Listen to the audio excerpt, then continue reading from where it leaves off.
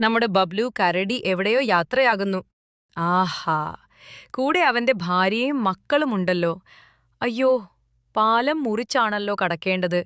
പാലം വെള്ളത്തിലാണല്ലോ. ഇനി എന്ത് ചെയ്യും? അവന് നന്നായി വിഷമമായി. അപ്പോഴാണ് നമ്മുടെ ഖജനാനയുടെ വരവ്. ഗജന് സംഭവം മനസ്സിലായി. അവൻ വേഗം മറ്റൊരു തടിക്കഷ്ണം എടുത്ത് പാലം പോലെ ഉണ്ടാക്കിക്കൊടുത്തു.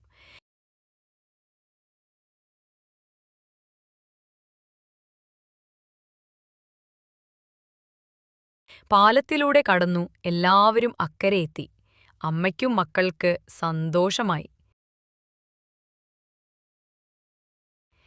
ബബ്ലു കരടി ഗജനോട് നന്ദി പറഞ്ഞു. സഹായം ചെയ്ത സന്തോഷത്തോടെ ഗജൻ കാട്ടിലേക്ക് യാത്രയായി.